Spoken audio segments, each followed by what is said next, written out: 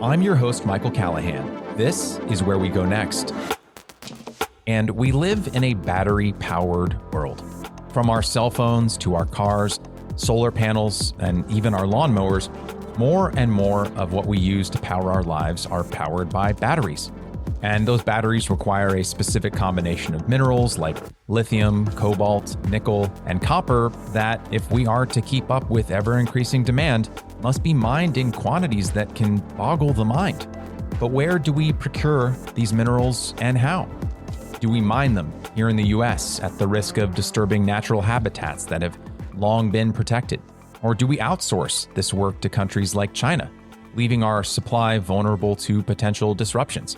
In other words, can our electrified future come to fruition if we can't produce the technology required to power it? Our guest this week has spent over half a decade getting to the bottom of this seemingly intractable problem. Ernest Scheyder is a senior correspondent for Reuters and the author of The War Below: Lithium, Copper, and the Global Battle to Power Our Lives. Ernest, thanks so much for joining us. Hey, it's great to be with you, Michael. Well, I'm glad that it's a pleasure all around. To build the modern world and fight climate change, we need to mine more lithium, copper, nickel, and other critical minerals. But there are many out there who oppose mining, either in part or in whole, for environmental, religious, or political reasons. You spoke at length to people on both sides of this conflict. What did you learn about the state of mining today? Well, mining is an extremely controversial industry, yet it's such an essential industry. And in the United States especially, I think mining has been an afterthought for the past several decades. But as we have the energy transition accelerate, it's really become a topic of conversation and import to many communities across the country. Folks are grappling with where, how, and why we get the building blocks for so many of these devices that are anchoring this energy transition.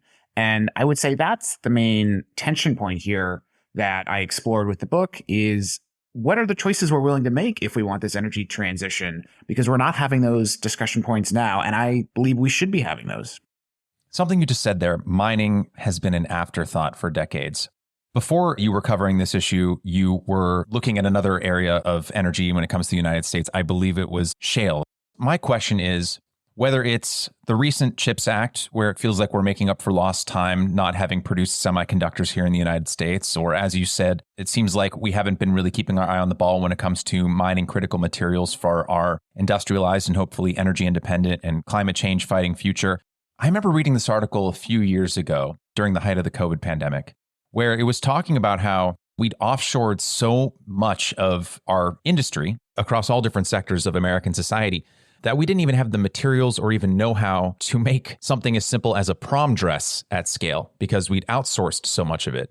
My larger question here is, why do you think we've taken our eye off the ball when it comes to things as societally inconsequential as a prom dress and something as important as semiconductors or rare earth materials? I think it goes to out of sight, out of mind. If we don't see it, we don't have to grapple with how it's produced. And I think, Michael, you hit the nail on the head in terms of the coronavirus pandemic. It was 4 years ago, right around this time, that the United States realized that it didn't make any masks, that most basic yet essential piece of medical equipment. So yes, it doesn't make the building blocks for prom dresses, but also not masks, which are inordinately more valuable than prom dresses. And then you just extrapolate that out to the energy transition, and you realize that the United States just hasn't produced many of these building blocks or enough of these building blocks for a very, very long time. We've grown accustomed to having the production of the building blocks of our everyday lives come from places we'll never visit and never see. And what I really wanted to bring to people here was just this idea that that reality is changing. I think during the pandemic, people realized that supply chain, while sort of a wonky term, supply chains matter.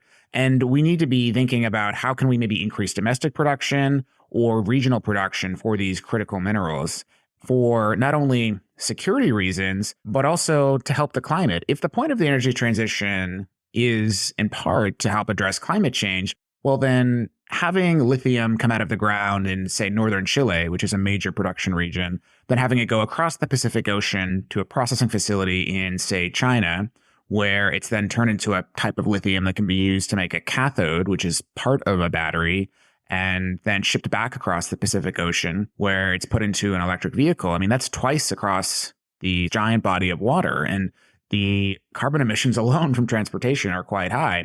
So there's just another reason why we should be thinking about, can we produce more of these critical minerals closer to home? And those long supply chains can be interrupted by conflict, by weather, by other things. And we used to produce a lot of these critical minerals here in our backyard, but we allowed the production and processing of them to slowly move overseas the past 30 to 40 years. And I think we're realizing now, especially in the wake of the pandemic, that having supply chains that aren't quite as long is probably for the better, not only for our economy, but for our environment. Not to get too deep in the weeds here, but this is something that I've been fascinated by for the last several years. How much of this, when it comes to U.S. leadership, is connected to complacency born out of a Francis Fukuyama end of history, the liberal order is ascendant belief that perhaps over the last few years, because of increasing global conflict, we've kind of been shaken out of? I just had no idea how much of our critical infrastructure when it comes to masks, pharmaceuticals, semiconductors, et cetera, had been offshored. It seems like it was a decades-long process that all of a sudden, for whatever reason, we've kind of been snapped awake to. Definitely part of the globalization trend that I think really started to grow en masse in the 1980s and 1990s. And you don't hear that word that much anymore, do you, Michael? Globalization. We hear maybe more regionalization, or energy independence tends to be a talking point now. And so the benefits of globalization, while many, I think, are getting a different look now, especially in the 21st century economy. And the production of critical minerals is certainly part of that conversation as well. Countries are very willing to use their production of these critical minerals as economic weapons. We've seen China do it, certainly. We've seen Indonesia use its control of large nickel deposits to try to boost its own domestic economy. And so part of what various U.S. government efforts, including the Inflation Reduction Act and the bipartisan infrastructure law, are trying to spur is more development domestically and with allied partners for this to sort of maybe, in a way, break that globalization trend that we've seen develop and sort of spur some kind of answer to the supply chain issues that we saw come up during the pandemic. And that brings us back home. A large portion of the book is dedicated to two prospective mines in Nevada that really, I think, get to the crux of this divide. One is at Rhyolite Ridge, one of the largest lithium deposits in the U.S. and also contains a substantial amount of boron, which we use to make soap. And the other is Thacker Pass, close to the Oregon border, which is the largest deposit of lithium in the North American continent. So what are the specific sticking points preventing the development of mines at these locations? And what are the similarities between these two stories that you found during your research and reporting?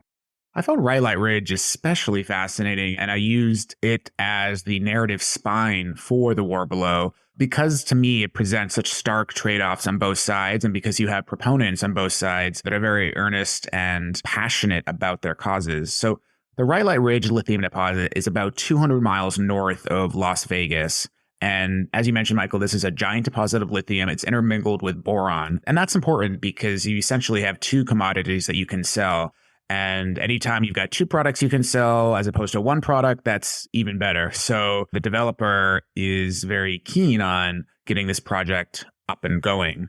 The deposit, though, is also the home to a rare flower found nowhere else on the planet known as Team's buckwheat. And this flower, for reasons that are very unclear, loves this type of soil that it grows in. And it's had a very hard time transplanting elsewhere. And so during the book, you get to meet the chairman of the company that would like to develop this mine, and you get to meet a conservationist who is very much in support of keeping the flower's status quo. And what I explore with the reader is what matters more here. Does the lithium matter more or the flower? Or could the mine be developed at the same time as the flower? And if climate change were to continue unabated and we did nothing to address it, would the flower go extinct due to climate change? A question we can't give a direct answer to, but these are the kinds of things to be thinking through. And the story of this flower and the lithium deposit there, I mean, it brought up really interesting questions for me that I really wanted the reader to explore. And you get to know the people too. I was very at pains writing this book to showcase the people that are on all sides of these very complex issues. So the chairman of the company that would like to develop this lithium mine, he used to be in oil and gas, and he sees lithium as his way of trying to leave the planet cleaner than the one that he found, basically trying to help the global environment. And on the other side, the conservationist, he's coming at this not from an anti-lithium or anti-mining perspective, but from a pure focus on biodiversity and saying, okay, well, if we let this flower go extinct, is that a slippery slope? Do we let a tree go extinct next, or an animal, or something else? These are really complex and deeply intractable issues, but I really want the reader to grapple with them because we've got to be having a broader discussion around where, how, and why we want to be getting these building blocks if we want this energy transition. And so that's why the story of Rhyolite Ridge was so important for me to use as the narrative spine and to really explore the people that are for and against this project. And then the Thacker Pass proposed project on the Nevada-Oregon border, as you say, Michael, the largest deposit of lithium in North America. And this is being opposed by Native American groups and some environmentalists on indigenous rights grounds. They have fought the project in court, and the book goes through the various efforts to block it, as well as regulatory efforts during the Trump administration to move it forward. And that was important for me as well to show because it's such a massive, huge deposit. And companies like General Motors and others are very interested in the lithium that this mine will produce one day. Again, though, the reader has to grapple with, okay, what matters more, the indigenous reasons for opposing this mine, or should we just develop this project? And so the reader gets to track it from the beginning up to where it is now. And I wanted to really use both of those as narrative storytelling devices to help the reader unpack where she or he would come down on these issues. Because to your point earlier in the conversation, Michael, I think we've just been so used to exporting the production of a lot of these goods and not really having to make these choices. And I think one of the tent poles of the energy transition is that we're going to need to be making many more of these difficult decisions. Environmentalism and conservation has been a cornerstone of several episodes of this podcast. I spoke with the co-founders of a company called Colossal Biosciences, which is looking to bring back extinct animals like the Thylacine, the woolly mammoth, the dodo, and others, along with regrowing extinct habitats and basically trying to bring back parts of the environment, whether flora or fauna, that we ran into extinction because of poor planning and ignorance of environmental conservation in the past. So it's something that's deeply important to me. But if I'm putting my cards on the table, I felt myself coming down more on one side, at least, a 55-45 split than the other. On the perspective mine at Thacker Pass, you said in a recent interview with Sierra Nevada Daily, quote, the company has run into some opposition from local Native American tribes, as well as some conservationists and environmental groups that take a pretty stark approach to industrialization. They actually advocate for deindustrialization, end quote. And it seems like this was happening several times throughout the book, in which there might be indigenous tribes with real religious concerns, and then there would be environmentalists or activists who would pair with these tribes as a means to advocate against mining for their own understandable but more political and less religious and spiritual reasons. I think as someone like myself who is invested in fighting climate change and taking us towards a future that's free or as free as it can be of fossil fuels, I am worried by this trend within some circles of degrowth. It really worries me because economic growth, which requires industrial and technological progress, is the best way for us to lift people out of poverty. You were so fair-minded when you approached each of these scenarios. As a reporter, is it ever difficult to keep your own personal feelings out of an issue while you're covering it, whether it's an issue like this or other areas that you cover for Reuters? I think it's important for me, especially when complex topics like this come up, to present as many details as possible so that the reader can determine for her or himself what's going on there. I do have my opinions on many things, including a lot of the stuff in the book, but it was important for me to showcase to the reader why, A, this was a topic they should pay attention to and internally debate, and then also B, to present them all sides so that they can grapple with it. And if I make one argument in the book or sort of have one strong opinion, it's that we have to be having this collective wrestling, and we're not having it now. So certainly I do have my opinion on many of these things, but that doesn't come through in the book on purpose because I wanted the reader to determine what she or he thinks about these complex areas. Almost like I'm taking the reader and shaking them by the shoulders and saying, we've got to actually grapple with this. And so that's why you also get to meet people on all sides of this, because at the end of the day, this is a human drama. There's human complexities here that people have to be grappling with. And I wanted my own opinion to sort of fade into the background and really bring this key idea of choice to the forefront, because to me, that's the main angle of the book. After having finished this book, which is my first book, I'm convinced more than ever that you only get to ask as an author one question of your audience. And the question that I'm asking really here in The War Below is, what are the choices that we're willing to make? If we want this energy transition, we have to be making those choices, making those decisions. So that's really what I bring forward here in the book. Another recurring topic in this podcast is how so much of our news and political coverage has become so incredibly either or, so incredibly biased in its coverage in either one way or the other. And it's so refreshing to read a book like yours, which is the farthest thing from some kind of political screed. It feels to me, just as my own little aside here, it feels to me like that is becoming more and more rare, which is why I so appreciate it. During an appearance on Marketplace Morning Report, you said, quote, "We're talking about a radical shift in how we really think about energy in our country and in our world. Globally, the amount of copper we're going to need to produce in the next 25 years will be as much as the entire world has produced in history," end quote. And so I want to be fair, actually, to the environmentalists and conservationists, because I do actually hear their concerns when it comes to something like this, because the sheer scale of how much mining and extracting we're going to have to do if we truly want to get to where we want to go is massive. Can you unpack that stat a little more? We'll have to produce as much copper in the next 25 years as the entire world has produced in history. Can you unpack the how and the why of that?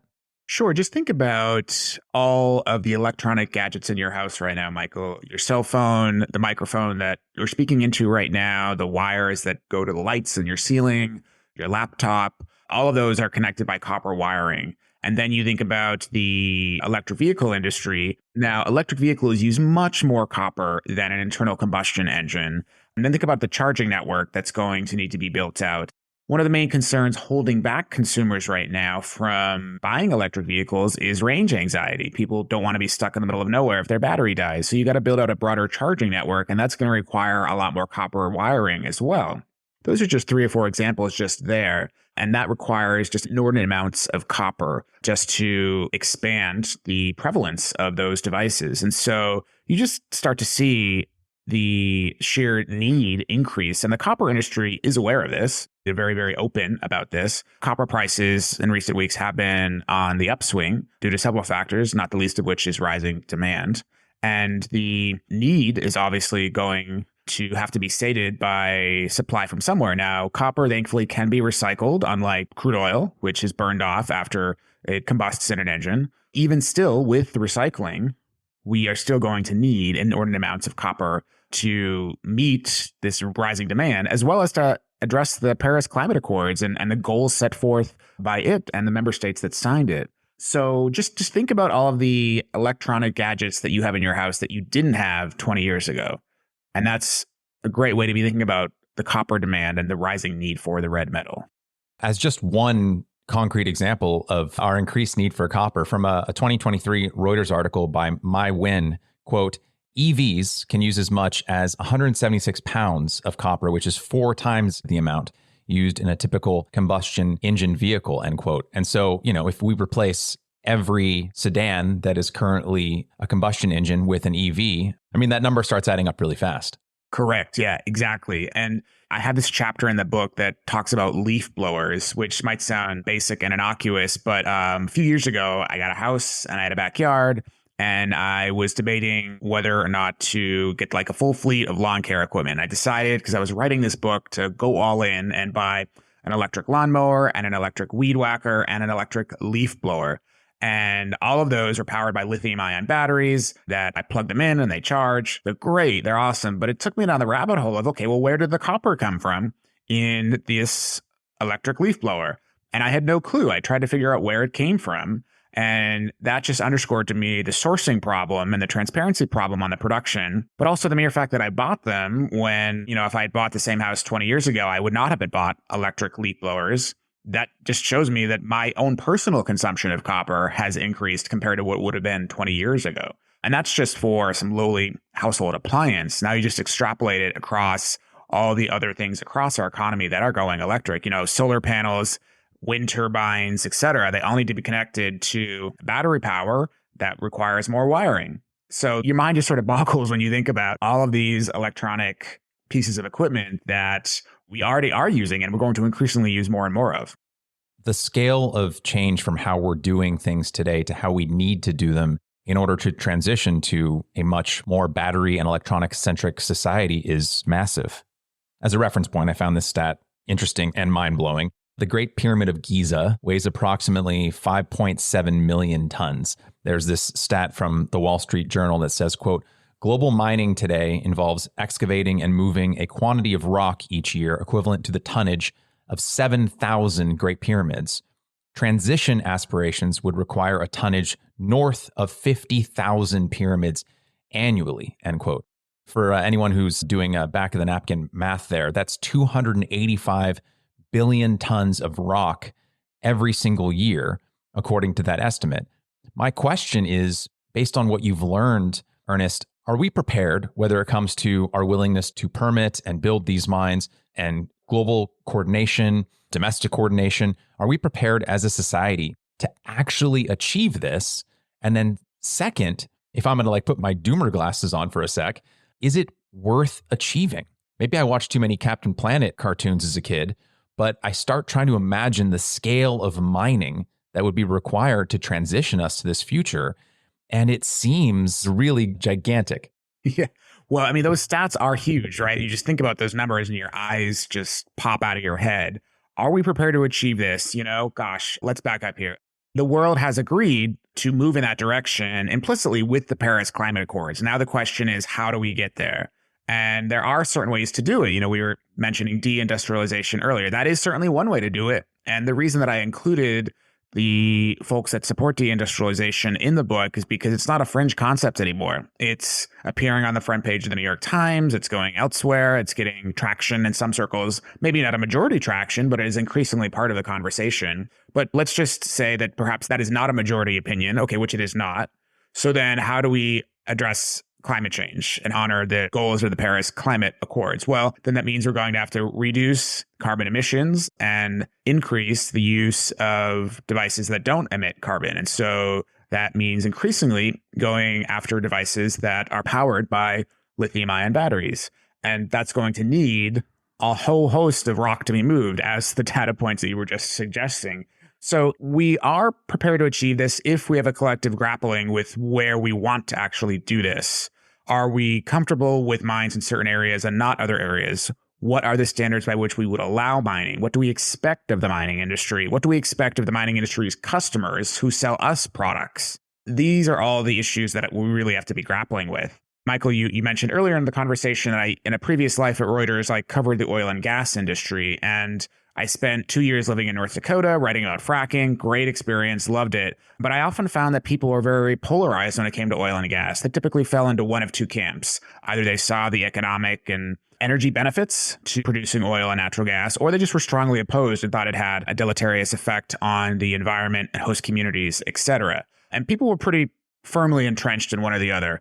But when I transitioned to cover critical minerals at Reuters, 98, 99% of people that I would talk to would say, sure, yes, we think we need these critical minerals. That sounds great. Awesome. More lithium or copper, cool. But then when you say, gosh, well, I'm going to put this mine in your backyard, or this mine might affect an indigenous holy site, or this might have to go in northern Idaho or northern Nevada or something, and, we might have to dig up this wilderness, then implicitly you get people saying, gosh, God, no, I don't know about that. I don't know. And when you add it up at each successive mine site, then you get the question of, okay, well, where are we going to get enough of these building blocks? These are the kind of things that we've got to be thinking through more in order to achieve this goal. So I tend to be an optimist, not a pessimist. So your question of are we doomed? I don't know. But I think we have to be grappling with where we want to get this stuff. And we're not having that conversation right now. And the war below really is a prod to think through, are we prepared to actually achieve the goals of the Paris Climate Accord and to actually have an energy transition? Yes, I think one of the reasons why this book is so important is it really, and again, I say this as someone who wants a green future. I think for too long, when we, either as normal, everyday, non-elected people or our elected representatives and leaders, when we talk about the green future in the abstract, the green revolution, green energy, green, it's in platitudes. We don't actually talk about the actual nitty gritty. And I do wonder if maybe some of that is because You've got this big curtain that says green energy, green future, and there's clouds in the sky and a blue sky and a green field. It almost looks like a, pharmaceutical ad. But if you pull back the curtain, I think what I've learned from this book is that there's no perfect solution to anything, and everything is always going to come with trade-offs. I do worry that some of the sloganeering, and I don't say this with judgment, it's not always a negative thing, but some of the propaganda around trying to push us towards a green energy future is by kind of hiding the ball around the real trade-offs that we are going to have to make if we want to get there. I think we need to get to a place where we can acknowledge that this is a better place to be than continuously burning fossil fuels into the air, which kill through pollutants 4 to 8 million people a year, annually, year after year after year. I think we can hopefully all agree that saving 4 to 8 million lives per year by removing fossil fuels from the atmosphere is a net good. But it seems like we really need to be honest about the fact that to get to the green energy future is also going to require trade-offs that aren't always pretty. I guess I would broadly say that, yes, there's no sort of perfect solution here. While you were describing that situation, I think of the example that often gets told around food. If people saw how a cow was butchered, would they eat steak? I don't know. I'm not necessarily saying that's analogous here to the situation. I don't think it is. Butchering a cow is not the same as digging a mine. But when you buy a cell phone, for instance, they don't necessarily think through all the myriad metals that go into the production of that. They come from all four corners of the globe, then appear in your hand at your cell phone store. And there's a lot that goes into that. Cell phones don't just grow on trees. We've got to be collectively weighing this. And I think the era of just showing up to a store and expecting something to be there without thinking through the supply chain aspects I think that's over. The coronavirus pandemic taught us that we have to be thinking through where we get these building blocks for our everyday lives. And we're not. For more than 6 years, you were reporting about the U.S. shale revolution, tracking, quote, the technology, the money, and the people reviving the American oil and natural gas industry, end quote. But by 2018, you were ready for a change. You pivoted to talking about this subject. My larger question here, Ernest, what drew you to covering energy specifically? Was there an inciting incident years ago that made you interested in how we power our society, whether that's oil, gas, shale, electric technologies, et cetera? Was there something that originally fascinated you about this topic out of all the potential topics you could cover as a journalist for Reuters? I think I'm fascinated by technology and the ways that technology can shape our economy and our society. So with the fracking boom, you had a major technological development that revolutionized how the United States produced oil and then really shook up the entire global oil industry. You had OPEC ministers afraid of what was going on in North Dakota, which was sort of mind-boggling when you think about it. And so being able to track the technology, the people, the money behind that, I found really, really intriguing. And it had so many interesting overlays. It had a political overlay. It had a policy overlay. It had an international diplomacy overlay. Certainly, it had an environmental overlay. All of these commingled together, all due to technological advancements. And I think with the energy transition, you've got much of the same. You've got countries jockeying on the international stage for not only control of these critical minerals, but also using them as part of their international diplomacy. You certainly have a policy component with a lot of host governments trying to spur domestic or ally production. There's a political angle. Certainly climate change, is a huge political hot potato, depending on whatever camp that you're in right now. And it's all because of technological advancements that are fueling a huge need for many, many, many more of these critical minerals. So I'm fascinated by the way that these energy revolutions have been spurred by technology changes. And we're also starting to see the use of AI. AI is the sexy buzzword in so many circles right now. But what is AI going to require? It's going to need a lot more servers that are being powered by a lot more electricity. And therefore, you're going to need even more critical minerals. So a lot of the demand for many of these building blocks is really being powered by these technological advancements. And I find that just a fascinating space to push into as a journalist and as an author. Well, and to touch on something you said just a moment ago about how, and I think this is understandable because we are all so wrapped up in our own lives day to day, our own friends, our own family, our own jobs, the needs of those immediately around us, that in an increasingly global society, it's really impossible for any one individual to track what the comings and goings are of every single thing that we buy or invest in, Just to yes and your point, it's like if I had to make sure that every piece of clothing I ever wore was ethically sourced, it's so beyond the reach of the average human mind to track all that stuff. True. I would just say, though, we do expect it, though, to a certain extent. Clothing is actually a great example. It was a few years ago, there was a giant factory in what essentially was a sweatshop in Bangladesh. Then many Americans discovered that the clothing that they buy could have originated in that sweatshop. People were shocked that premium clothing brands that they were buying were made by people working in these atrocious conditions. And so you're starting to see a trend now where people expect more of apparel companies. Another great example is coffee. Ethically sourced coffee is like a huge thing. Starbucks makes it as part of its huge marketing ploy, that their relationships with Ethiopian coffee farmers and others across the globe are a huge part of their marketing and PR focus. And they talk a lot about ethically sourced coffee. And that's because people want to make sure that those few bucks they're spending every morning at the local coffee store go to support people that are being paid a living wage and that have operations that respect the environment. Now, I'll grant you, a cup of coffee is not in the same price point as an electric vehicle. But I do think increasingly that the more that consumers demand transparency from manufacturers, the more it's going to put the pressure on manufacturers to ensure that the metals that they buy are ethically sourced and are at high ESG standards. I have a chapter in the book that talks about IRMA, the Initiative for Responsible Mining Assurance, which is a mining certification organization. And all of those words, I grant you, sound like a snooze fest. But it was important for me to include IRMA in the book because it actually tries to get at this core question of, can we be more transparent on how minerals are produced, and can we increase the standards by which they're produced? So IRMA was founded in part by Tiffany, the jewelry company, for much of the same reasons. It was about 10 or 15 years ago. Tiffany wanted an independent third party to evaluate and audit mines across the globe, and it helped start this organization.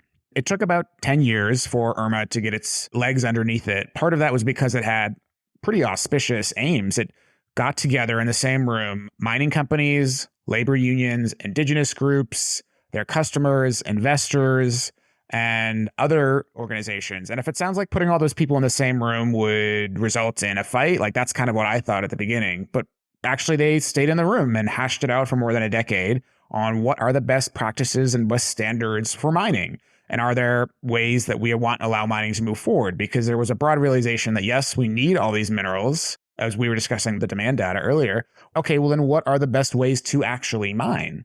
So what Tiffany started more than 10, 15 years ago has come to fruition now, just as the energy transition is taking off. And so this history of this organization and its aims, for me, was really important to include here in the book, because I didn't want the reader to sort of be bogged down with the sheer demand projections and demand data, but then also say, gosh, we're going to need to dig more holes in the ground, metaphorically speaking. So, okay, well, what are the answers by which we could actually think through, if we allow mining in certain areas, what are the standards by which we can respect land, we can respect water, we can respect workers, etc. And so that, to me, gets at least part of the question around how we would mine as we move forward in this energy transition. I was surprisingly heartened by the formation and progress of IRMA, as you detail in the book.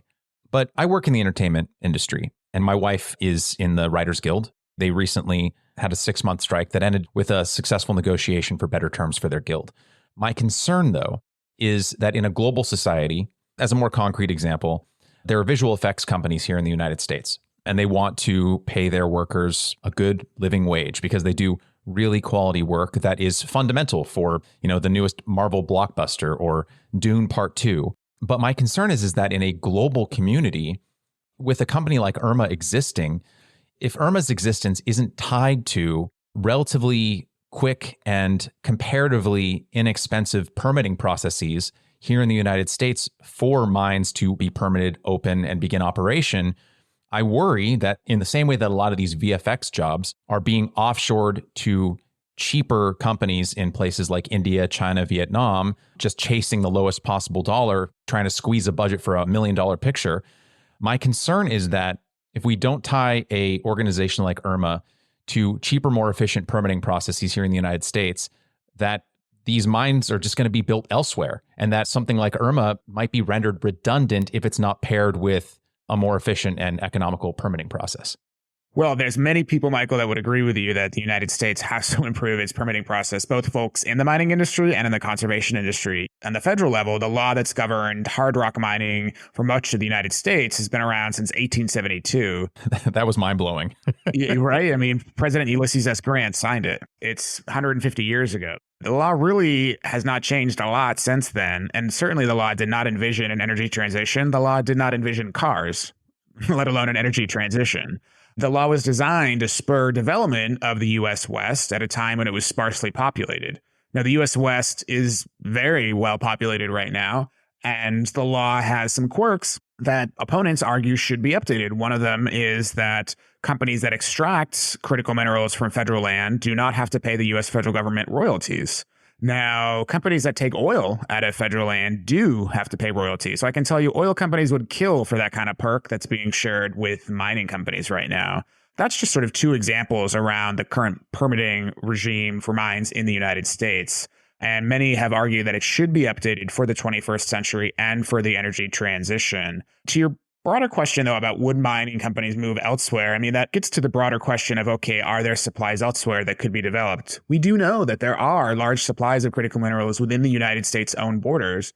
I'm not saying that it's enough to completely power the energy transition, but there's a good chunk of them here within the borders. And that does tend to be a pretty big carrot for many mining companies interested in producing here in the United States. And many of the examples that I explore in the book are of companies that want to actually develop projects in the United States. And that was a strategic choice on my part as the author, because I wanted American audiences to actually have to see what efforts are undergoing in the United States within the borders here. So we're not just sort of thinking about a mine on the other side of the world.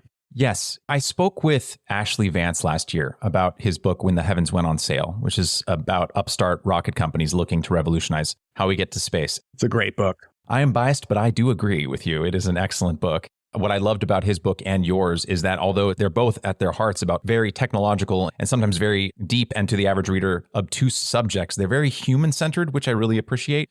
But there was a theme in that book, which I also found in yours. Oftentimes, the thing that is preventing progress seems to be government dysfunction, or one part of the government saying or doing one thing and another part of the government saying or doing another thing. Like the EPA issued new tailpipe pollution limits that are set to ensure that more than half of all new passenger cars and light trucks sold in the US by 2032 are either all electric or hybrid, which sets an aggressive timeline for automakers to transition to EVs. The Inflation Reduction Act of 2022, I'm quoting President Biden here, quote, invests $369 billion to take the most aggressive action ever in confronting the climate crisis, end quote. And it contains within it a mechanism whereby automakers can earn tax credits if they have a certain percentage of a vehicle built with critical minerals, either built within the US or within countries that have US free trade deals. But as you cover in the book, the permitting process for building mines to obtain these minerals is a complex, often decades-long endeavor. I mean, you chronicle these scenarios where a company first applied for a permit in like 2004, and 20 years later, they have not broken ground on that mine. So how much of this is just about intra-governmental coordination and different organizations within the government getting on the same page? Yeah, that is a repeated theme that I do explore in the book. It often seemed that one arm of the U.S. federal government did not know or seem to care what another arm of the U.S. federal government was doing. We were discussing Rhyolite Ridge earlier in the conversation, and one arm of the U.S. federal government was deciding, and we explore this in the narrative, deciding whether or not the flour, Team's buckwheat, should be declared endangered. While at the same time, another arm of the federal government was deciding whether or not to lend the company that would like to develop this lithium deposit hundreds of millions of dollars. And how would both of those things happen at the same time? I mean, could you lend money to a project where there's an endangered species? And if so, how would those actually interact and succeed together? So it does pose some interesting questions about overlay, and each department does certainly have its mandate from Congress and from the administration to get its job done. You know, the Department of Energy is different than the Department of the Interior, but at the same time, they all work for taxpayers. And should there be a unified approach to how they're actually approaching things? You know, it's just also so confusing, Michael, to get a mining permit and to even understand the rules of the road. There's so many different layers. There's a permitting regime known as NEPA that comes into play when you want to operate on federal land. There's certainly state regulators as well. So it's a very confusing process right now for the rules of the road. And it's not clear. Let's just say, Michael, you owned like 1,000 acres in Oregon and you wanted to mine there. You're convinced you had a huge deposit of nickel, for instance. How would you start the process? It's just very, very, very confusing right now. And that makes it even more myopic and that causes even more delays. So time and time again from the mining industry and also from conservationists and environmentalists, the request that I kept hearing was, should this be clearer? Should we have better rules of the road so that people understand exactly how to get to a firm yes or a firm no in a prompt manner? Let's say you were king for the day. Just based on your experiences, seeing these different pain points, seeing these conflicting points of view of people on either sides of this issue who I do think have genuine concerns and goals that are sometimes in conflict, but I think deserve an equal shake.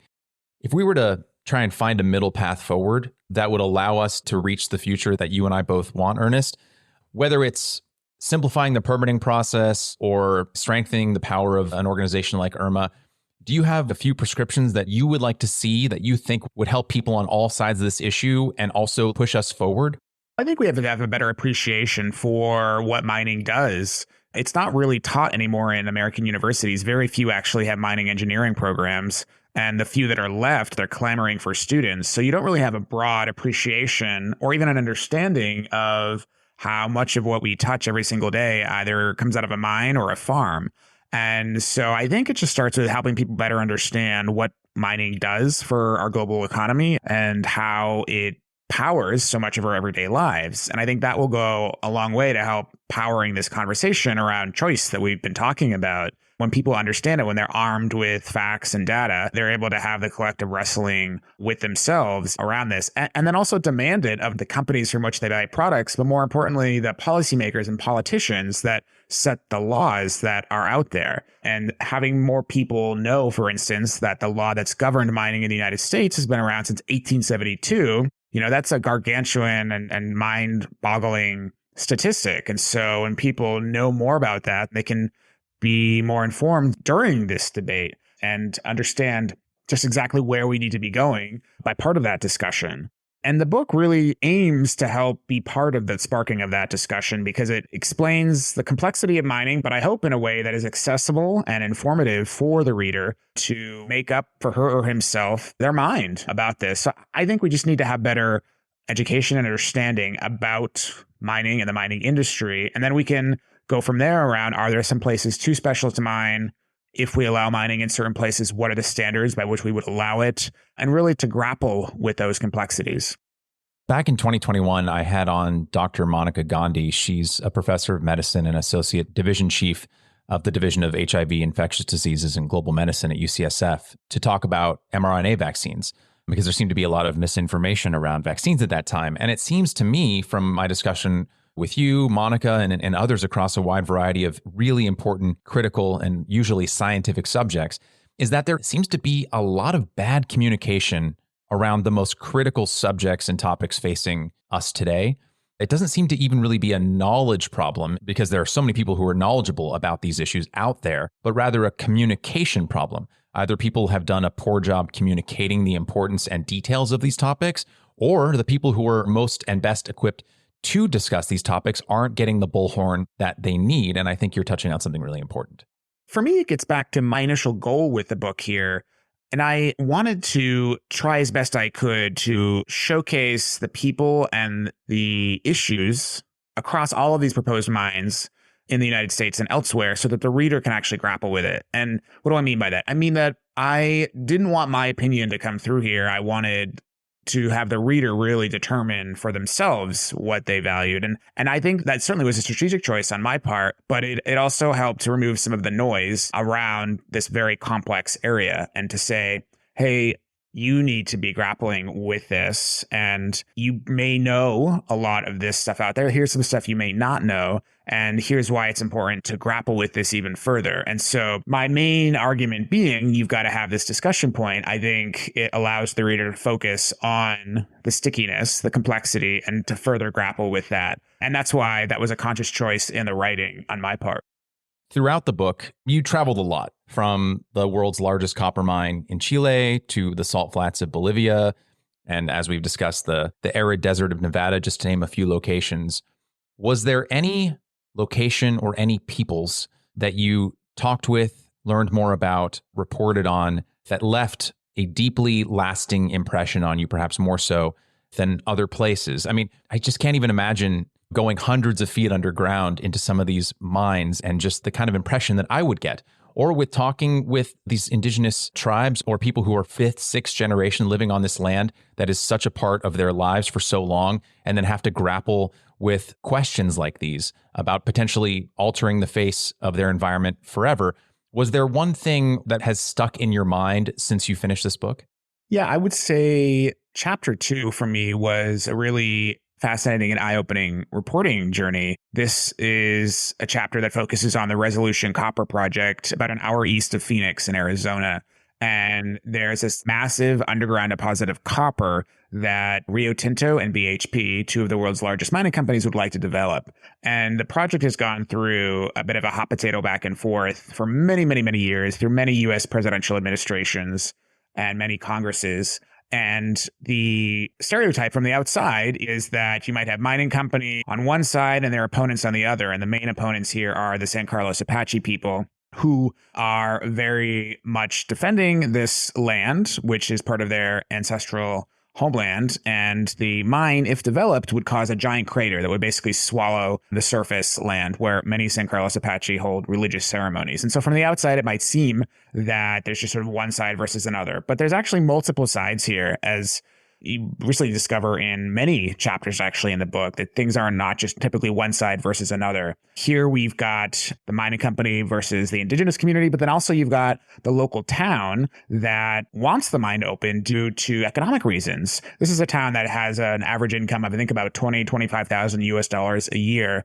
And the mine is promising average salaries of about $100,000 a year. And so you get to see obviously why they want to have this mine built, but also get to know the people. So we profile in the book, I profile the mayor of this town, Superior, Arizona.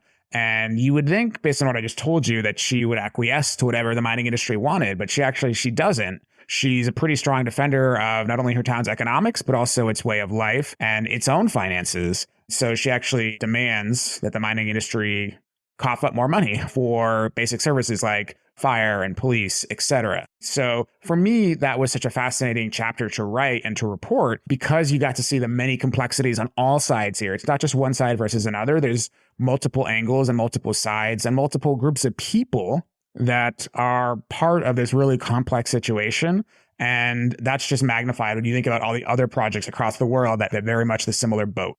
Yeah, one thing that among many things that I really enjoyed about this book is that it did make me re-examine my own priors and biases around this issue. And it reminded me that all people, whatever side of an issue they fall on at the end of the day, are deeply complex and have a whole array of deeply felt, sometimes contradictory feelings around important topics like this. Yes. Yep. Things are not black and white, right? They're often shades of gray. Yes, 100%. You know, one of my favorite questions that I've come to enjoy asking guests on this show is why they dedicate their books to certain individuals. And you write, quote, "My deepest gratitude goes to my mother and grandmothers to whom this book is dedicated," end quote. So I just love to know, Ernest, why did you decide to dedicate the book to Sharon, Marianne, and Therese, and what impact have they had on your life specifically? Oh, gosh. Yeah. Well, thanks for asking. Yeah, definitely wouldn't be who I am without them. And they're all very strong women who have really encouraged me to be curious about the world. And I think I get my sense of curiosity from all three of them in various ways and capacities. But they really sparked this inquisitive nature that I have. And all three of them are just very determined individuals, stubborn, some might say. I think that's actually a good quality. I just learned a lot from them. And so when I was writing the book, I was sort of in the back of my head thinking about who I would dedicate it to, and then pretty quickly decided without too much thought that I wanted to do it to all three of them. The reason specifically I wanted to ask you that question is because while The War Below is a data and detail rich book, deeply so, it is also shot through with so much warmth and empathy for those affecting change and those affected by it. For a book about mining and minerals, it's a deeply human-centered read, but one that's only possible with years and years of work. My question to you, Ernest, is what is the future, in your view, of long-form on the ground journalism like the kind that you do? Because from an outsider's perspective, sometimes it feels like it's under threat, in favor of that short, bite-sized TikTokification of news. But the work that you do and the work of your peers is an effort that takes not days, not weeks, but years of research to get at the core of really complex issues. What is the state of your industry today, and what does the future look like? I certainly hope the future of long-form narrative books and long-form narrative journalism broadly is strong. And I think the more that we as consumers demand this, then I think the future will be bright there. It's going to have to take a lot of people that are interested in myriad topics and to say that they want this and to tell the publishing industry that they demand this, either through purchases or through other financial supports. I was very thankful for the publisher I have, Simon & Schuster's One Signal, that's very focused on and dedicated to nonfiction storytelling of really amazing and myriad topics. And you just look through their library and you can see that they've invested heavily in telling stories about complex areas and helping readers grapple with and understand them in a better way. But the issues that are out there facing our world are obviously complex, and oftentimes you need more than 500, 600 words to help a reader really grapple with them. And so that the more that people demand this of the publishing industry, I think the better. And we in the publishing industry also need to realize and come alongside readers and say that there obviously are many ways to digest stories. A question I get a lot when I tell people about the book is, when is the audio version coming out? Because so many people now listen to audiobooks, and I tell them, hey, the audiobook is out. It came out the same day as the book itself. And so I think that's another way for the industry to come alongside the reader and present different formats that they can digest. But this book was my first book. It was a labor of love, as you say. It took many, many years. But I was really passionate about this topic, especially now at this moment in history, to be able to help people grapple with these really tough choices. You asked about the dedication, Michael. The very next page after the dedication is the main quote that I sort of use as an inspiration for the book. It's from Eleanor Roosevelt. And the quote is, "It takes as much energy to wish as it does to plan."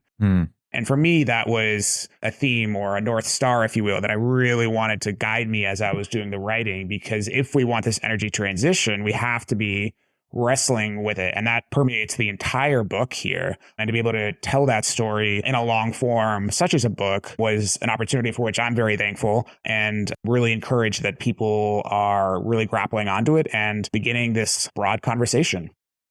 As an EV owner and a fan of renewable energy, I'm grateful for a book like this that both informs and, importantly, challenges me.